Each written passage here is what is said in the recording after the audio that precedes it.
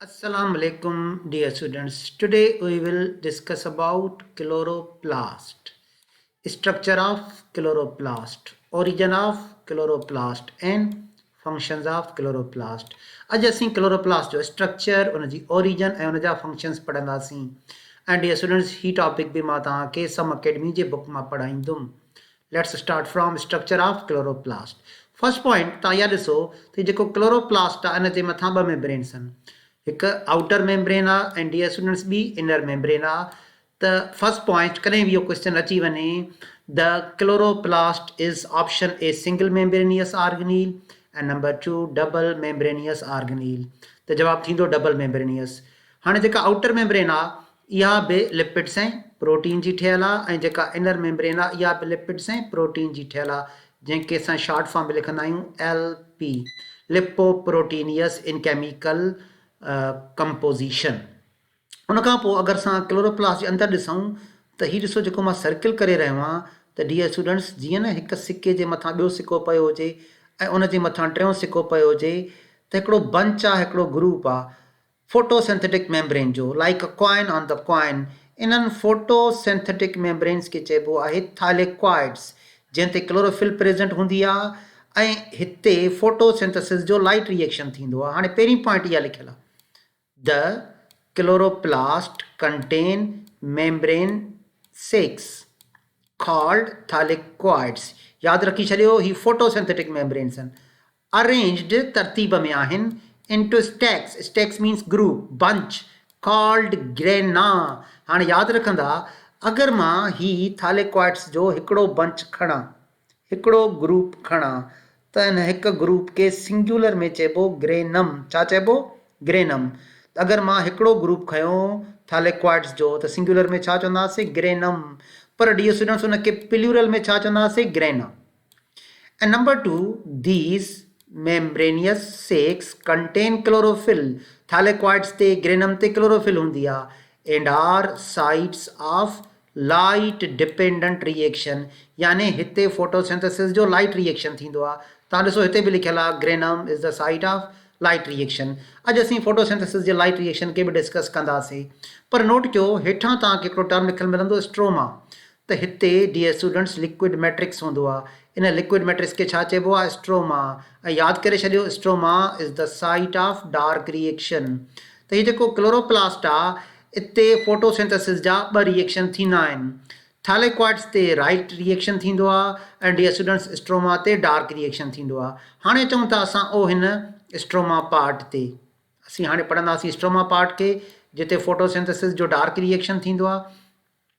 लिखियलु आहे the surrounding fluid matrix, यानी थालेक्वाइड खे हिकिड़ो मैट्रिक्स सराउंड करे रहियो आहे कॉल्ड स्ट्रोमा. असीं हुनखे छा था चऊं? Stroma. And contains carbon fixating enzyme. Carbon fixating enzyme जो मतिलबु आहे उहे एंजाइम जेके कार्बन डाइऑक्साइड खे फिक्स कनि, या अञा मां तव्हांखे सोलो करे ॿुधायां कार्बन डाइऑक्साइड खे कन्वर्ट कनि ग्लूकोज में. उहे ॾिसूं कीअं. This is the site of light independent reaction, यानी स्ट्रोमा साइट आहे छाजी? लाइट इंडिपेंडेंट रिएक्शन जी, यानी डार्क रिएक्शन जी. ऐं डियर स्टूडेंट्स इहो ॿुधाईंदो हलां त चाहे उहो लाइट रिएक्शन हुजे चाहे उहो डार्क रिएक्शन हुजे, ॿई डे जो थींदा आहिनि. Photosynthesis takes place during the day time. त इन जो मतिलबु इहो हरगिज़ न आहे त डार्क रिएक्शन राति जो थींदो आहे. नो, चाहे उहो लाइट रिएक्शन हुजे चाहे उहो डार्क रिएक्शन हुजे, ॿई ॾींहं जो थींदा आहिनि. हिकिड़े में लाइट रिक्वायर्ड हूंदी आहे, ॿियो लाइट ते डिपेंडेंट न हूंदो आहे, इंडिपेंडेंट. त हाणे हे जेको थालेक्वाइड आहे इहो इन जे ग्रुप खे ग्रेनम चइबो आहे, प्लूरल में ग्राना चइबो आहे. हिते लाइट रिएक्शन थींदो. What is thylakoid? A group, a bunch of thylakoid is called granum and it is the site of light reaction, and surrounding fluid is called stroma. Stroma is the site of dark reaction. असां हिन ॿिनि reaction खे detail में पढ़ंदासीं. पोइ topic आहे chloroplast is energy converting organelle. Chloroplast में energy जो हिकु फॉर्म ॿिए फॉर्म में कन्वर्ट थी वेंदो आहे. डियर स्टूडेंट्स हिते सनलाइट जी energy chemical energy of glucose में कन्वर्ट थी वेंदी आहे. क्लोरोप्लास्ट आर डबल मेम्ब्रेनियस, हिकु आउटर मेम्ब्रेन ऐं ॿी inner membrane, cytoplasmic organelles. They contain a photosynthetic pigment chlorophyll and have an ability to convert solar energy, light energy into chemical energy yani glucose, chemical energy of food glucose by a process of photosynthesis. अगर तव्हां photosynthesis जी equation ॾिसो त हिन में 6 molecule carbon dioxide जा participate कंदा आहिनि ऐं 12 मालिक्यूल वाटर जा। ही ॿ रिएक्टेंट्स आहिनि, कार्बन डाइऑक्साइड भी रिएक्टेंट आहे, 12 वाटर जा मालिक्यूल भी रिएक्टेंट आहिनि। Sunlight is absorbed with the help of chlorophyll and टे products and product 1, product 2, product 3. First product glucose C6H12O6, second product 6 molecular oxygen and third product 6 molecules of water. हाणे असां summarise कंदासीं dear students ओ हिन light reaction खे ऐं हिन dark reaction खे। पहिरियों ॾिसो त जेको लाइट रिएक्शन आहे इहो थींदो आहे थैलेक्वाइड्स ते, ठीकु आहे, गिराना ते। ऐं डियर स्टूडेंट डार्क रिएक्शन किथे थींदो आहे? डार्क रिएक्शन थींदो आहे स्ट्रोमा ते, ठीकु आहे। The light reaction uses sunlight, sunlight खे यूज़ कंदो to make ATP, light reaction में ATP भी ठहंदा and NADPH, nicotinamide adenine dinucleotide phosphate। अगर असां हुन सां हाइड्रोजन मिलाईंदासीं त इहो रिड्यूस्ड फॉर्म आहे, ठीकु आहे। ऐं पोइ डार्क रिएक्शन छा कंदो? हिन ATP खे भी यूज़ कंदो, हिन NADPH खे भी यूज़ कंदो ग्लूकोज ठाहिण लाइ। The dark reaction, dark reaction जो ॿियो नालो केल्विन साइकिल। इनखे केल्विन साइकिल इन करे चइबो आहे त केल्विन इन जा स्टेप्स डिस्कवर कया, साइंटिस्ट जो नेम आहे। टेक द ATP, जेके ATP लाइट रिएक्शन में ठहिया उनखे भी कंज्यूम कंदो, जेके NADPH लाइट रिएक्शन में ठहिया उनखे भी कंज्यूम कंदो, created by the light reaction. Plus ठाहींदो छा? उहो कार्बन डाइऑक्साइड मां शुगर ठाहींदो ग्लूकोज C6H12O6। ॾिसूं कीअं, तव्हां नोट कयो त ही जेके डियर स्टूडेंट्स थैलेक्वाइड्स आहिनि इन्हनि ते क्लोरोफिल मौजूदु हूंदी आहे। थैलेक्वाइड ते छा मौजूदु आहे? क्लोरोफिल, जंहिंखे मां शॉर्ट फॉर्म में थो लिखां CHL। त क्लोरोफिल छा खे कैच कंदी? लाइट के। Light comes in packets of energy call photons, light comes in packets of energy call photon. ऐं जीअं ई फोटॉन ईंदा हिते क्लोरोफिल कैच कंदी, किथे? थैलेक्वाइड मेम्ब्रेन ते या गिराना ते। त इहा सनलाइट जी एनर्जी हिन वाटर जे मालिक्यूल्स खे ब्रेक करण में कमु ईंदी। वाटर जा मालिक्यूल ब्रेक थींदा। डियर स्टूडेंट्स वाटर जे ब्रेक डाउन खे चइबो आहे photolysis of water, photolysis of water. Photo means light, lysis means breaking. So breakdown of water with the help of light energy plus enzyme is called photolysis of water. त dear students water खे brake कयो वेंदो। ऐं जॾहिं water खे brake कयो वेंदो त ना नोट कयो हीउ जेको वाटर ब्रेक थी रहियो आहे डियर स्टूडेंट्स, इहो वाटर ब्रेक थी रहियो आहे, हाइड्रोजन हितां असां अगरि कढी छॾियऊं त बाक़ी छा बचंदी? ऑक्सीजन। त इहो वाटर ब्रेक थी वेंदो, हाइड्रोजन अलॻि थी वेंदी ऐं ऑक्सीजन अलॻि थी वेंदी। हाणे तव्हां सोचींदा हूंदा त हिन वाटर में, हाणे तव्हां सोचींदा हूंदा त हिन वाटर में त हिकु एटॉमिक ऑक्सीजन आहे, ॿ हाइड्रोजन, हिकु ऑक्सीजन आहे, पर हिते त मालिक्यूलर ऑक्सीजन आहे O2।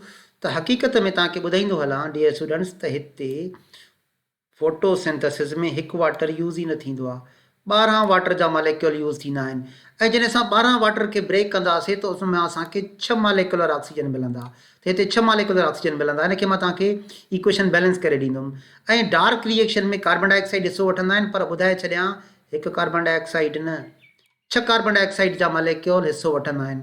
ऐं पोइ डार्क रिएक्शन में हे जेके 6 मालिक्यूल कार्बन डाइऑक्साइड जा आहिनि इहे कन्वर्ट थी वेंदा आहिनि ग्लूकोज में। डियर स्टूडेंट हे त एम्पिरिकल फार्मूला आहे ग्लूकोज जो CH2O, एक्चुअली हिन जो जेको मालिक्यूलर फार्मूला आहे उहो आहे C6H12O6।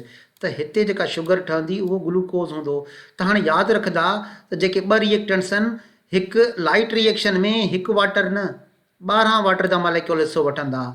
ऐं डार्क रिएक्शन में हिकु कार्बन डाइऑक्साइड न, 6 कार्बन डाइऑक्साइड जा मालिक्यूल हिसो वठंदा। ऐं मां तव्हांखे डिटेल में ॿुधाईंदुमि त कीअं 12 वाटर जा मालिक्यूल 6 मालिक्यूलर ऑक्सीजन में कन्वर्ट थी वेंदा ऐं कीअं 6 कार्बन डाइऑक्साइड जे मालिक्यूल मां असांखे ग्लूकोज ठहंदे नज़र ईंदो। ऐं हिकु ॿी ॻाल्हि त असांखे लाइट रिएक्शन में ATP बि मिलंदा ऐं NADPH बि मिलंदा। इहे कीअं मिलंदा मां तव्हांखे नेक्स्ट स्लाइड ते डिटेल में पढ़ाईंदुमि। हाणे तव्हांखे अगरि हीअ डायग्राम सम्झणी आहे त तव्हांखे फोटोसिंथेसिस जी इक्वेशन सम्झणी पवंदी। Tracking atoms through photosynthesis. त सभ खां अॻु में तव्हांखे डियर स्टूडेंट्स फोटोसिंथेसिस जी इक्वेशन यादि रखणी पवंदी। Photosynthesis can be summarized as the following equation. ॾिसो हिकु कार्बन डाइऑक्साइड न 6 कार्बन डाइऑक्साइड जा मालिक्यूल रिक्वायर्ड हूंदा आहिनि छो त इन ई कार्बन डाइऑक्साइड मां डियर स्टूडेंट हे ग्लूकोज ठहणो आहे नोट कयो ग्लूकोज में बि 6 कार्बन आहिनि ऐं 6 कार्बन डाइऑक्साइड में बि तव्हांखे 6 कार्बन मिलंदा त ग्लूकोज ठाहिण जे लाइ 6 कार्बन घुरिजनि उन करे असांखे 6 कार्बन डाइऑक्साइड घुरिजनि पोइ 12 वाटर जा मालिक्यूल बि खया वेंदा हाणे हे जेके 6 कार्बन डाइऑक्साइड आहिनि इहे वठंदा डार्क रिएक्शन में हिसो स्ट्रोमा में ऐं हे जेके 12 वाटर जा मालिक्यूल आहिनि इहो हिसो वठंदा लाइट रिएक्शन में सनलाइट खे कैच कयो वेंदो लाइट एनर्जी खे कैच कयो वेंदो फोटोसिंथेटिक पिगमेंट क्लोरोफिल जी मदद सां ऐं 3 प्रोडक्ट मिलंदा हिकु ग्लूकोज C6H12O6 6 मालिक्यूलर ऑक्सीजन मिलंदा 6 वाटर इहो मां तव्हांखे डिटेल में पढ़ाईं तव्हां नोट कयो लाइट रिएक्शन में डियर स्टूडेंट्स 12 वाटर जा मालिक्यूल ब्रेक कया वेंदा ऐं जॾहिं असां 12 वाटर ब्रेक कंदासीं त असांखे उन मां 24 प्रोटॉन 24 इलेक्ट्रॉन ऐं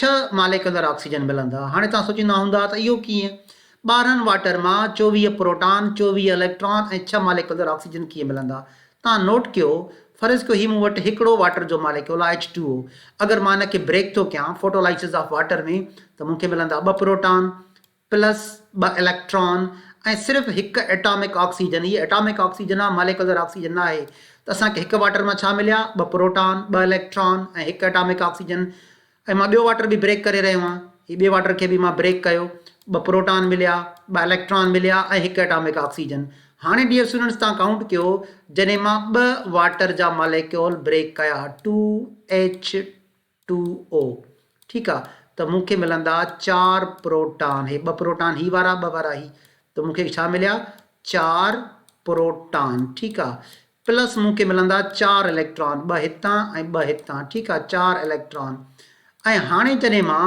हिन 2 एटॉमिक ऑक्सीजन खे पाण में मिलाईंदुमि त छा ठहंदो डियर स्टूडेंट्स मालिक्यूलर ऑक्सीजन त मूंखे हिते मिली हिकु मालिक्यूलर ऑक्सीजन त ॾिसो 2 वाटर्स मां मिलिया 4 प्रोटॉन 4 इलेक्ट्रॉन ऐं हिकु मालिक्यूलर ऑक्सीजन त अगरि हिकु वाटर जे मालिक्यूल खे ब्रेक करण सां 2 प्रोटॉन मिलंदा त 12 वाटर खे ब्रेक करण मां 24 प्रोटॉन मिलंदा अगरि हिकु वाटर जे ब्रेक थियण सां असांखे 2 इलेक्ट्रॉन मिलंदा त पोइ 12 मां 24 इलेक्ट्रॉन मिलंदा अगरि असां 2 वाटर खे ब्रेक था कयूं त हिकु मालिक्यूलर ऑक्सीजन 12 वाटर के ब्रेक कंदासीं त असांखे मिलंदा 6 मालिक्यूलर ऑक्सीजन इक्वेशन बैलेंस थी वई त वापसि था अचूं त लाइट रिएक्शन में 12 वाटर ब्रेक थिया 24 प्रोटॉन मिलिया 24 इलेक्ट्रॉन मिलिया ऐं 6 मालिक्यूलर ऑक्सीजन मिलिया त इहो असां क्लियर कयोसीं त जॾहिं लाइट रिएक्शन में 12 वाटर ब्रेक थींदा त असांखे 24 प्रोटॉन 24 इलेक्ट्रॉन ऐं 6 मालिक्यूलर ऑक्सीजन मिलंदा डियर स्टूडेंट्स प्रोटॉन ऐं इलेक्ट्रॉन हिते अंदरि ई रहंदा पर 6 मालिक्यूलर ऑक्सीजन ॿाहिरि रिलीज़ कया विया क्लोरोप्लास्ट खां ॿाहिरि रिलीज़ कया विया ऐं जेके बि ऑक्सीजन ॿाहिरि ईंदा आहिनि उहे वाटर खां ॿाहिरि ईंदा आहिनि ठीकु हाणे अचो डार्क रिएक्शन ते डियर स्टूडेंट्स हे जेके 24 प्रोटॉन ठहिया कंहिंमें लाइट रिएक्शन में इहे बि मूव कंदा डार्क रिएक्शन में हे जेके 24 इलेक्ट्रॉन ठहिया कंहिंमें लाइट रिएक्शन में इहे बि मूव कंदा डार्क रिएक्शन में 24 प्रोटॉन लाइट रिएक्शन वारा 24 इलेक्ट्रॉन लाइट रिएक्शन वारा छा में मूव करे था वञनि डार्क रिएक्शन में डार्क रिएक्शन में केरु हिसो थो वठे 6 कार्बन डाइऑक्साइड हाणे तव्हां 6 कार्बन डाइऑक्साइड सां इहे 24 प्रोटॉन बि मिलायो 24 इलेक्ट्रॉन बि मिलायो त पहिरियों प्रोडक्ट मिलंदो ग्लूकोज C6H12O6 त नोट कयो डियर स्टूडेंट्स हे जेके 6 कार्बन डाइऑक्साइड जा मालिक्यूल आहिनि इहे कीअं तब्दील थी विया ग्लूकोज में जॾहिं असां 6 कार्बन डाइऑक्साइड खे 24 प्रोटॉन 24 इलेक्ट्रॉन ॾिनासीं त असांखे हिकिड़ो मिलंदो ग्लूकोज जो मालिक्यूल प्लस 6 वाटर जा मालिक्यूल अञा वधीक हिनखे असां क्लियर था कयूं हाणे नोट कयो डियर स्टूडेंट्स ही साॻी डायग्राम आहे त जेका मां ॿिए ते तव्हांखे सम अकेडमी जे बुक में ॾिनी हुई त तव्हां ॾिसो हिते हिकु वाटर लिखियलु आहे त स्टूडेंट कंफ्यूज़ थींदा अगरि हिकु वाटर आहे त हिन में हिकु एटॉमिक ऑक्सीजन आहे इन मां मालिक्यूलर ऑक्सीजन कीअं आई त नोट कयो हिते जेको तव्हांखे हिकु वाटर नज़र थो अचे डियर स्टूडेंट्स इहो हिकु वाटर हूंदो ई न आहे इहे 12 वाटर हूंदा आहिनि हाणे नोट कयो जॾहिं असां 12 वाटर खे ब्रेक कंदासीं त असांखे 24 प्रोटॉन बि मिलंदा 24 इलेक्ट्रॉन बि मिलंदा ऐं ॾिसो 6 मालिक्यूलर ऑक्सीजन मिलंदा इहे 6 मालिक्यूलर ऑक्सीजन हिन खां ॿाहिरि निकिरी ईंदा कंहिंखां ॿाहिरि निकिरी ईंदा क्लोरोप्लास्ट खां ठीकु आहे त हाणे इहे 6 मालिक्यूलर ऑक्सीजन त क्लियर थी विया पोइ डियर स्टूडेंट्स हे जेके 24 प्रोटॉन मिलिया ऐं 24 इलेक्ट्रॉन मिलिया इहे काॾे वेंदा हाणे यादि रखो हिते तव्हांखे हिकिड़ो मालिक्यूल नज़र थो अचे NADP जंहिं ते पॉज़िटिव चार्ज आहे माना हिन इलेक्ट्रॉन लूज़ कयो आहे हाँ डियर स्टूडेंट्स, प्रोटॉन भी केर गेन कंदो NADP, इलेक्ट्रॉन भी केर गेन कंदो NADP। ऐं नोट कयो इहो NADP प्रोटॉन इलेक्ट्रॉन गेन करे तब्दील थियो NADPH में। ठीक आहे, ही ऑक्सीडाइज्ड फॉर्म आहे मथियों NADP प्लस, ही रिड्यूस्ड फॉर्म आहे। हाणे हिन प्रोटॉन बि वरिता, हिन इलेक्ट्रॉन बि वरिता। इहो प्रोटॉन इलेक्ट्रॉन ॼण काॾे वियो? डार्क रिएक्शन में। ऐं इहो प्रोटॉन इलेक्ट्रॉन कंहिंखे ॾींदो? कार्बन डाइऑक्साइड खे। त 24 प्रोटॉन 24 इलेक्ट्रॉन ट्रांसपोर्ट कया विया केॾां? कार्बन डाइऑक्साइड ॾांहुं। ट्रांसपोर्टेशन जे लाइ NADPH यूज़ थियो। ऐं डियर स्टूडेंट्स, जीअं ई प्रोटॉन इलेक्ट्रॉन मिलिया घणनि कार्बन डाइऑक्साइड खे? 6 कार्बन डाइऑक्साइड जे मॉलिक्यूल खे। त इहो तब्दील थी वेंदो छा में? हिकु मॉलिक्यूल ठहंदो ग्लूकोज जो C6H12O6 प्लस 6 वाटर जा मॉलिक्यूल। तव्हां ॾिसो हिते एंड में असांखे हिकिड़ो ग्लूकोज जो मॉलिक्यूल नज़र ईंदो C6H12O6 ऐं प्लस 6 वाटर जा मॉलिक्यूल बि नज़र ईंदा। त ईअं डार्क रिएक्शन में 6 कार्बन डाइऑक्साइड मां हिकु ग्लूकोज ऐं 6 वाटर जा मॉलिक्यूल ठहंदा आहिनि। ऐं डियर स्टूडेंट्स, हिकु ॿी ॻाल्हि, त हे जेके ADP आहिनि, एडिनोसाइन डाइफॉस्फेट, इहे अंदरि ईंदा आहिनि थाइलेकॉइड्स में। ऐं हिते हिकिड़ो प्रोसेस थींदो आहे electron transport chain. Electron transport chain में इहे ADP कन्वर्ट थी वेंदा आहिनि ATP में। ऐं ATP बि हिसो वठंदा आहिनि डार्क रिएक्शन में एनर्जी ॾियण जे लाइ। ठीकु आहे, त काफ़ी असां समराइज़ कयोसीं। त तव्हांखे हीअ इक्वेशन तव्हांखे बैलेंस करणी पवंदी लाइट रिएक्शन ऐं डार्क रिएक्शन खे सम्झाइण जे लाइ। त लाइट रिएक्शन में 12 वाटर जा मॉलिक्यूल हिसो वठंदा आहिनि, डार्क रिएक्शन में 6 कार्बन डाइऑक्साइड जा मॉलिक्यूल हिसो वठंदा आहिनि। ऐं लाइट रिएक्शन में जेके 6 मॉलिक्यूलर ऑक्सीजन पैदा थींदा आहिनि उहे ॿाहिरि रिलीज़ थी वेंदा आहिनि। ऐं कॾहिं बि इहो सुवालु अची वञे त हीअ जेका ऑक्सीजन आहे उहा छा मां अची रही आहे? हमेशह यादि रखंदा वाटर में। डियर स्टूडेंट्स, ही तव्हां फोटोसिंथेसिस जो एनिमेशन बि ॾिसो। हिते लाइट रिएक्शन आहे, हिते डार्क रिएक्शन आहे। लाइट रिएक्शन में ऑक्सीजन ठही रही आहे ऐं पोइ डार्क रिएक्शन में ग्लूकोज ठही रहियो आहे। ऐं तव्हां नोट कयो त हीउ जेको लाइट रिएक्शन आहे इहो डे जो थी रहियो आहे। ऐं डियर स्टूडेंट, डार्क बि डे जो थींदो आहे। ठीकु, त वाटर ब्रेक थियो, ऐं हुन मां ऑक्सीजन रिलीज़ कई वई लाइट रिएक्शन मां। ऐं ॾिसो हाइड्रोजन एटम्स यानी प्रोटॉन्स खे ट्रांसफर कयो वियो डार्क रिएक्शन में। ऐं तव्हां ॾिसो कार्बन डाइऑक्साइड कन्वर्ट थी रही आहे ग्लूकोज में। त इहो तव्हां एनिमेशन बि ॾिठो त जीअं तव्हांजो कॉन्सेप्ट वधीक क्लियर थी सघे। अच्छा डियर स्टूडेंट्स, हाणे आख़िर में असां डिस्कस कंदासीं क्लोरोप्लास्ट जी ओरिजन। Chloroplast endosymbiotic origin. तव्हांखे यादि हूंदो त मां तव्हांखे माइटोकॉन्ड्रिया में एंडोसिम्बायोसिस जी थ्योरी पढ़ाई हुई। डियर स्टूडेंट, साॻी थ्योरी तव्हां क्लोरोप्लास्ट ते बि अप्लाई कंदा। त एंडोसिम्बायोटिक थ्योरी जे मुताबिक़ क्लोरोप्लास्ट बि सेपरेट प्रोकैरियोट्स हुया, सेल खां ॿाहिरि हुया। हिकु सेल उन्हनि खे बि इनगल्फ त कयो पर डाइजेस्ट न कयो, छो त उन्हनि फ्रेंडशिप क़ाइमु कई। The endosymbiotic theory suggest that chloroplast were photosynthetic bacteria. Chloroplast photosynthetic bacteria हुया, सेल खां ॿाहिरि हुया, engulfed by ancestral eukaryotic cell but not digested. कीअं? मां हिनखे वधीक क्लियर थो कयां। तव्हां नोट कयो, ही हिकिड़ो क्लोरोप्लास्ट आहे जेको सेल जे अंदरि आहे, पर इहो यूजुअली सेल जे अंदरि न हुयो।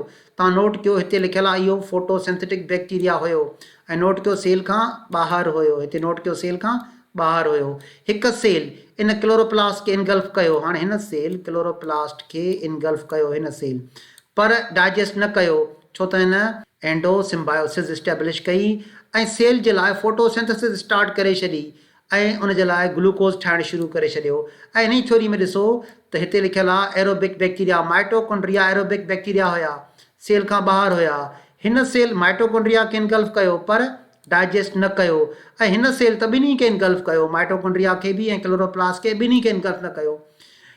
जेके माइटोकॉन्ड्रिया हुया इन्हनि ATP ठाहिण जो कमु शुरू कयो ऐं जेके क्लोरोप्लास्ट हुया इन ग्लूकोज ठाहिण जो कमु कयो। त सेल खे ॿ फ्रेंड मिली विया। त यादि रखंदा उहे कहिड़ा ॿ ऑर्गेनील आहिनि जिन ते असां एंडोसिम्बायोसिस जी थ्योरी अप्लाई कंदा आहियूं। डियर स्टूडेंट्स, हिकु माइटोकॉन्ड्रिया ऐं ॿियो क्लोरोप्लास्ट।